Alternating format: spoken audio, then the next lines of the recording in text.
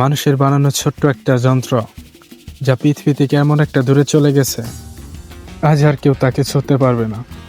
তবুও সে এখনো আমাদের সাথে কথা বলছে। এটাই হলো ভয়েজার। 1977 সালে নাসা দুইটি জিনিস পাঠায়, একটা হচ্ছে ভয়েজার 1, আরটা হচ্ছে Voyager 2।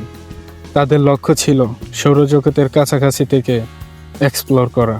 Jupiter, Saturn, Uranus, Neptune. Voyager 2 একে একে সবগুলো কাজ দিয়ে চলে যায়, আর ভয়েজার 1 আমাদের সৌরজগতের কাছের দিকে চলে যায়। এখানেই শেষ নয়, এখানেই শুরু। অনেক বছর কেটে গেছে। ভয়েজার এখনো খালি রকেট নয়, এটা এখন পৃথিবীর সবচেয়ে দূরে মানব নির্মিত বস্তু। এটা পৌঁছে গেছে পৃথিবীর অনেক ভিতরে, গভীরে। আমাদের সূর্য শেষ সীমা পেরিয়ে গেছে।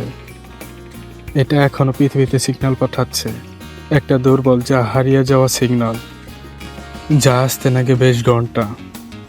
ভয়েজারের ভিতরে লুকিয়ে আছে একটা রহস্য, একটা গোল্ডেন রেকর্ড, যার ভিতরে লুকিয়ে আছে গান, ভাষা আর পৃথিবীর ছবি। যদি কোনোদিন ভয়েজার এটা এলিয়েনেরা খুঁজে পায়, তাহলে এটাই হবে মানুষের প্রথম পরিচয়। কিন্তু একদিন ভয়েজারের ব্যাটারি শেষ হয়ে যাবে, সিগন্যাল বন্ধ হয়ে যাবে চিরতরে। এই ছোট্ট যন্ত্রটা মহাকাশে একা একা ঘুরে বেড়াবে, হয়তো কোটি বছর ধরে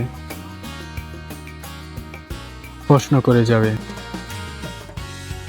আমরা কি একা? ভিডিওটি যদি ভালো লাগে অবশ্যই চ্যানেলটি সাবস্ক্রাইব করবেন। এরকম ডকুমেন্টারি ভিডিও পেতে ধন্যবাদ। নতুন আরেক এপিসোডে দেখা হবে।